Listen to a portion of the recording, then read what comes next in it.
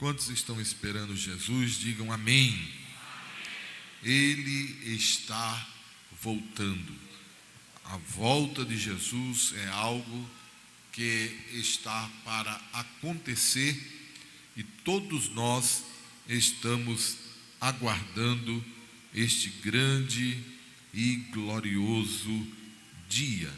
Glória a Jesus. Abra comigo, irmãos, a sua Bíblia, por favor, na Epístola aos Hebreus, no capítulo 11.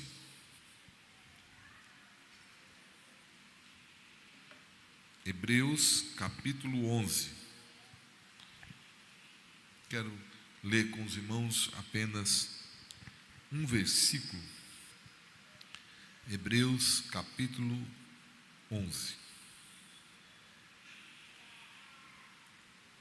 Versículo de número 31. Versículo de número 31. Hebreus, capítulo 11, versículo 31. Nos diz assim: pela fé, Raabe, a meretriz, não pereceu com os incrédulos, acolhendo em paz os espias. Quantos podem dizer amém? Diga assim comigo: pela fé. Quando nós encontramos, irmãos, esta leitura, que é conhecida pela galeria dos heróis da fé, e nós encontramos aqui que o escritor aos Hebreus, ele vai falando a respeito dos heróis da fé, e ele começa falando de Abraão, de Isaac, de Jacó, de José, de Moisés, e ele vai descorrendo aqui o nome desses grandes homens de Deus, que pela fé eles alcançaram aquilo que eles esperavam. Mas nós encontramos que neste capítulo 11, nós encontramos o nome de duas mulheres. Encontramos o nome da esposa de Abraão, que diz que pela fé também a mesma Sara recebeu a virtude e concebeu e deu à luz já fora da idade. Mas quando o escritor, ele começa novamente a relatar a respeito das grandes conquistas que as pessoas alcançaram pela fé, ele volta novamente ao nome de Abraão, e nós observamos que aqui, a partir do versículo 17, já não cita o nome de Sara, e aqui justamente começa a falar, discorrer o nome desses homens que ficaram conhecidos como os heróis da fé. E quando ele passa por Raabe, logo em seguida, ele começa a dizer: o que mais direi? Faltar-me-ia o tempo, contando de Gideão, de Baraque, de Sansão, de Jefité, de Davi, de Samuel, dos profetas, os quais pela fé venceram reinos, praticaram a justiça, alcançaram promessas, fecharam as bocas dos leões, apagaram a força do fogo, escaparam do fio da espada, da fraqueza tiraram força, na batalha se esforçaram, puseram em fugida os exércitos dos estranhos. As mulheres receberam pela ressurreição os seus mortos, uns foram torturados, não aceitando o seu livramento, para alcançarem uma melhor ressurreição. E aí o escritor vai tratando justamente a respeito dos feitos daqueles que pela fé alcançaram algo da parte de Deus. Mas no versículo 1, ele começa dizendo justamente o que é esta fé. E ele diz que a fé é o firme fundamento das coisas que se esperam e a prova das coisas que se não veem. Então, quando o escritor ele começa a definir este capítulo, ele primeiramente dá uma definição de fé. E ele diz que fé é o firme fundamento das coisas que se esperam e a prova das coisas que não estão vendo, daquilo que nós não estamos contemplando, mas nós estamos esperando. Isto é o que determina a fé. Então a fé, ela está fundamentada justamente naquilo que nós esperamos e é a prova das coisas que nós não estamos vendo, não estamos contemplando ainda, mas nós aceitamos e acreditamos que irá acontecer. E a Bíblia diz, irmãos, neste capítulo, que sem fé é impossível agradar a Deus. E existem muitas coisas na vida espiritual que nós temos que aceitar pela fé. Temos que crer pela fé. Temos que acreditar pela fé. Então nós observamos, irmãos, que a palavra de Deus, ela se revela a nós justamente mostrando a necessidade de nós termos fé na nossa vida. E nós encontramos, irmãos, aqui este nome, esta mulher, que surge na história e na galeria dos heróis da fé. Mas se nós olharmos a menção que esse texto trata, diz justamente aquilo que ela era. E começou aqui dizendo, pela fé, Raabe a meretriz. Por quê? Porque ela era conhecida desta maneira. E aí nós precisamos ir à história, lá atrás, voltarmos e procurarmos saber por que esta mulher, ela é incluída aqui na galeria dos heróis da fé, e não somente aqui nos heróis da galeria da fé, mas esta mulher que tem também o seu nome incluído na genealogia de Jesus. Esta mulher que tinha tudo para o seu nome desaparecer da história. Esta mulher tinha tudo para que o seu nome sumisse, como a maioria da população, dos homens e mulheres que passaram por este mundo, tiveram somente os seus nomes registrados muitas vezes no nascimento, mas na história de um povo, de uma nação, e às vezes até mesmo na história da sua própria família,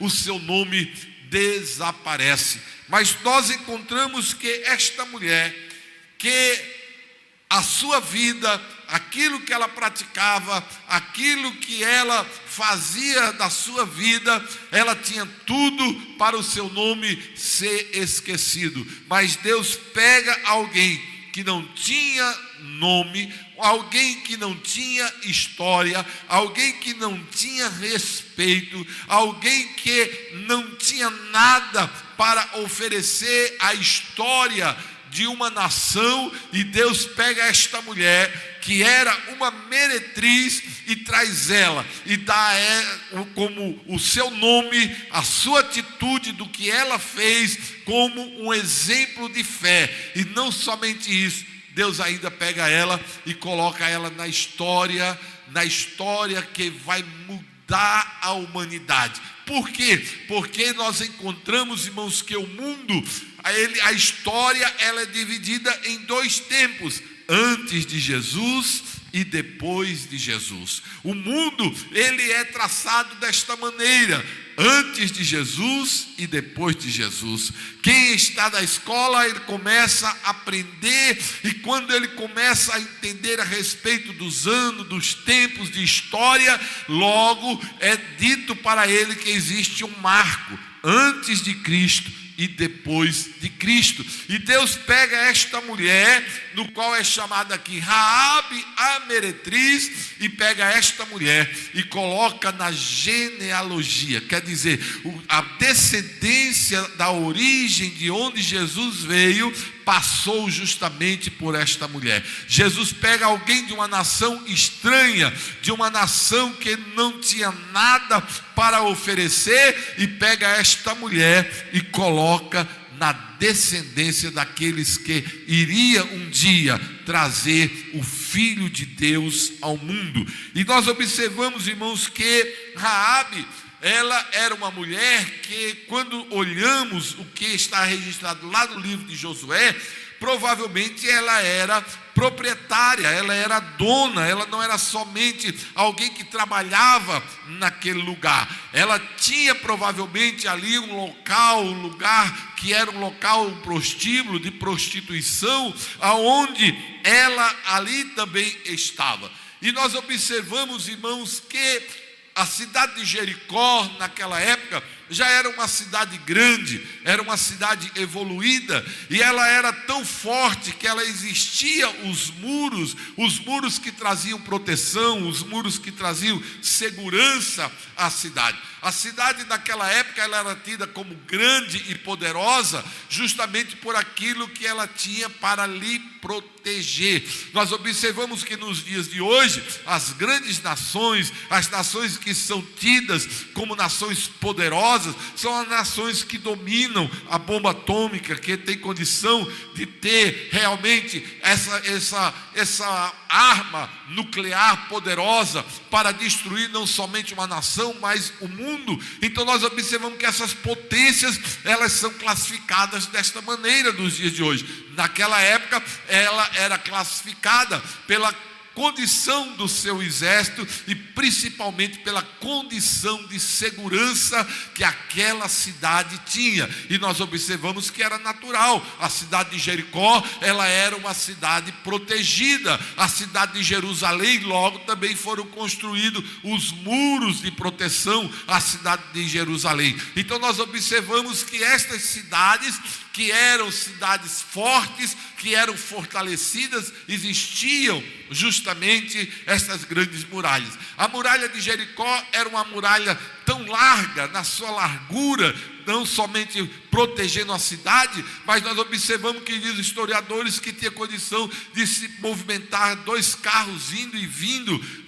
do tamanho que era a largura daquele muro, que era quase como o tamanho de uma rua. Mas nós observamos que ali, naquele local, existiam também casas que eram edificadas, e entre essas estava justamente a casa desta meretriz. Então nós observamos, irmãos, que num local como este, é um local naquela época, principalmente os viajantes, as pessoas que vinham em viagens, muitas vezes distantes de casa, longe da família, distante muito tempo, normalmente naquela época eles se dirigiam para esses lugares. Era onde eles bebiam, era onde eles se prostituíam, e era justamente aonde se colocava também as conversas em dias, porque as conversas eram faladas. E alguém chegava e disse: de onde você vem? Eu disse: eu venho lá do outro lado do Oriente, eu venho de tal canto, eu venho de tal lugar, eu venho lá do lado do Jordão, eu venho lá do outro lado. Então nós observamos, irmãos, que certamente ali começou a correr naquele local, ano após ano, ali naquela cidade, começou a se dizer que uma nação que havia andando pelo deserto, vinha se aproximando dos termos de Jericó. Era algo que estava ali. E quando alguém dizia: quem é este povo que vem por aí peregrinando, que vem aí andando pelo deserto? E diz: eles vêm lá do Egito há muitos anos atrás, 30 anos, 35, 40 anos, não sabemos quanto tempo Raabe ouviu aquela história daqueles homens que estavam por ali. E nós encontramos, irmãos, que aquela conversa era uma conversa constante, eram viajantes, eram homens que passavam por ali. E nós observamos que as pessoas que vinham de fora, eles já eram conhecidas, porque o seu modo de trajar era diferente, a sua maneira era diferente. Então as pessoas que vinham de outros locais, logo se tomava conhecimento quem eram eles. Eles eram estrangeiros que estavam por ali. Então era uma cidade que durante o dia as suas portas estavam abertas, mas à noite as suas portas eram fechadas. E logo se chegou ao conhecimento do rei que havia nos termos de Jericó 2 homens que eram estrangeiros e que provavelmente eles eram daqueles que pertenciam à nação de Israel, que vinha andando pelo deserto. E o rei logo manda procurar aqueles homens, porque ele entendeu que eles estavam ali como espias. E ali logo chega a notícia por onde eles estavam, por onde eles tinham passado. E disseram que eles tinham passado pela casa de Raabe, por aquele local aonde os viajantes dormiam, e eles tinham ido também para lá para se misturar no meio das nações. Mas nós observamos que logo chega os enviados do rei para justamente procurar esses 2 espias que tinham sido enviados por Josué para olhar a cidade e ver como eles poderiam conquistar aquela cidade. Mas, irmãos, observe que eles vão procurar e chegam na casa de Raabe, aquela meretriz. E ela disse que não sabia aonde eles estavam, por onde eles tinham saído. Não sabia, mas diz o texto lá em Josué que Raabe tinha escondido eles no telhado. E de maneira, irmãos, que quando aqueles homens foram embora, Raabe agora vai ao encontro deles, faz eles subirem ao telhado por cima da casa, para que eles pudessem escapar. Mas Raabe, ela passou dias, ela passou meses, ela passou, quem sabe, anos ouvindo a história dos viajantes. E quando ela começa a conversar com eles, aí diz: olha, nós sabemos que o Deus de Israel, Ele é Deus no céu e Ele é Deus na terra, porque nós temos ouvido falar o que aconteceu lá no Egito. Nós ouvimos falar como foi que vocês atravessaram o Mar Vermelho, e nós temos ouvido também que as nações que vão se opondo a vocês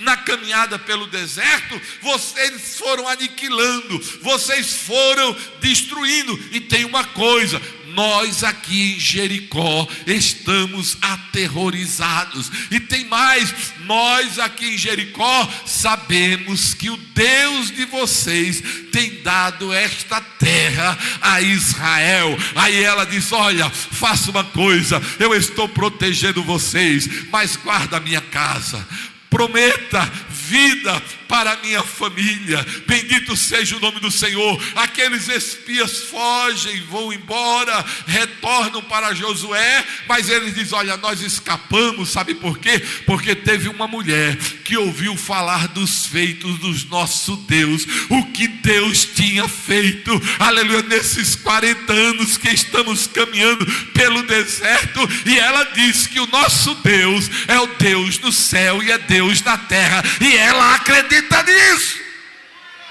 que é o Deus verdadeiro. Ela disse: Ele é o Deus verdadeiro. Nós temos visto que o Deus de Israel é o Deus verdadeiro. Bendito seja o nome do Senhor. Quando Deus dá vitória a Israel sobre Jericó, que as muralhas caem, existiu uma ordem de Josué, aleluia, que aquela mulher, com toda a sua família que estivesse na sua casa, não deveria morrer. todos ali morreram, mas Raabe, a meretriz, bendito seja o nome do Senhor, que creu que Deus é Deus do céu e é Deus na terra, aleluia, ela correu e disse: tenha misericórdia de mim e tenha misericórdia da minha casa, tenha misericórdia da minha casa e tenha misericórdia de mim. Aleluia. O que eu quero dizer para você nesta noite, que não importa o que nós éramos, não importa o que nós praticamos, não importa, aleluia, o que era a nossa vida no passado ou o que você tem vivido até o dia de hoje,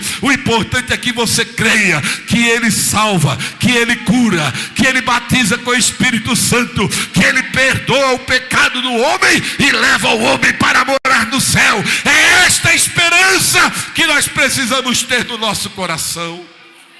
Aleluia! E é assim, irmão, que esta mulher é salva e ela é aceita na nação de Israel. Bendito seja o nome do Senhor. A sua vida foi mudada. Aquela que era uma prostituta não é mais prostituta. Aquela que tinha uma casa de meretrizes, agora ela não tem mais. Ela agora reconhece, aleluia, que o Deus de Abraão, de Isaac e de Jacó é o Deus verdadeiro. Aleluia, ela muda a sua vida.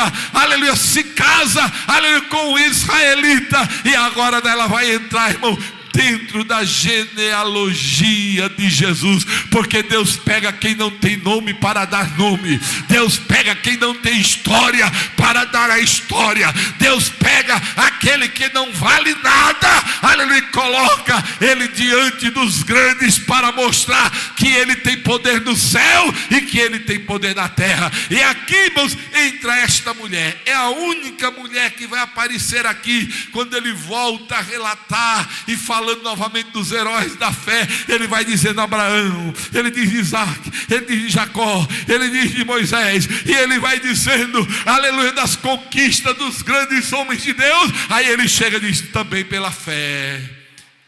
Raabe, que não tinha nome, que não tinha história, aleluia, que não merecia nada, que era uma meretriz, ela não pereceu com quem?